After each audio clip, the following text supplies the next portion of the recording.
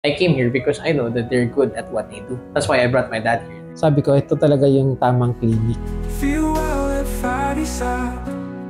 My name is Osmond. My name is Dexter. No? I'm a patient here at Padisab Physical Therapy and Wellness Clinic. My knee was operated on. I thought nga I'll never be able to walk again. So, there were times na yung anak ko pagka binubuhat niya ako, I said sorry to him. But he said na, Dad, you don't have to be sorry. Sabi niya. Because, tatawirin natin to. So, I'm very thankful. Ngayon, halos, sabi ko nga, 95% na ako na functional. His leg, it was quite small. Lumitig leg niya. And,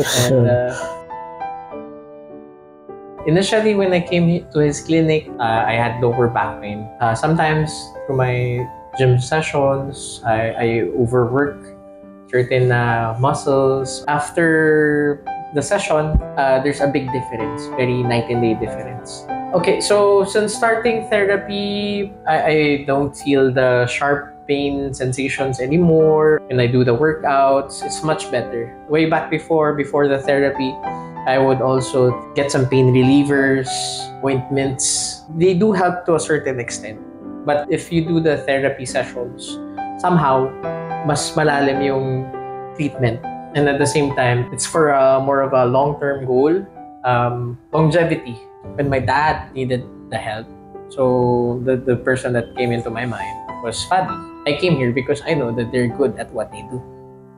That's why I brought my dad here. And then I trust him that he would be able to make him walk again, do his activities of daily living on his own. So on his own.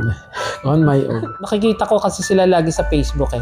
So nasusundan ko rin bago ako dumating dito. Sabi ko okay naman kasi maganda yung maganda yung mga presentations, maganda yung na-explain lahat. And nung dumating naman ako dito, sabi ko ito talaga yung tamang clinic.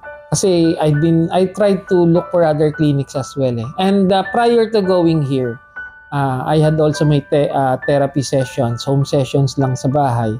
It's not that effective eh. Kasi walang mga equipments. So dito, ang laking bagay talaga, kompleto siya. Ang una kong pinakiusap sa kanila rito, Doc, pwede ba tayong mag-concentrate na makabalik ako mag-drive? So ngayon, happy na ako kasi makakaalis na ako pag gusto ko. Dati mahirap, di ba? Ngayon, napagda-drive ko na yung misis ko. Feel ko nga, inaabuso niya na ako ulit eh. Hindi, joke lang ko yan. Ang isa pa palang nagustuhan ko rito sa kanila is they are bringing back yung self-confidence mo. Sabi nila, sir, makakalakad ka ulit. Pero you need to help yourself na kaya mong ibalik yung tiwala mo sa sarili. So, yun ang isang bagay na hindi ko makalimutan dito is to bring back yung confidence ko sa sarili. We also went to Thailand last November. So, yung misis ko nga makulit. Gusto pa akong pasakayin lagi sa wheelchair. Hindi ako pinahiya ng pa ako. Talagang binigay niya talaga kung ano yung kailangan kong gawin. Ang tingin ko kasi yun yung isa sa mga pinaka-importante. Aside from the physical therapy mismo, yun yung binibuild niya na muna dito. Is yung confidence. He's very happy kasi he's able to enjoy his life. For me, I always recommend that. So if I see someone who needs help, he's the first guy I think of. With full confidence. I do trust them. It's life-changing. For other patients, they really wanted na magkaroon ng changes. They try Padisab. If you're feeling something with your body, na meron kayong dinadamang sakit, it's best to approach a professional. So dito sa Padisab, lahat sila dito very professional. 100% trust Padisab.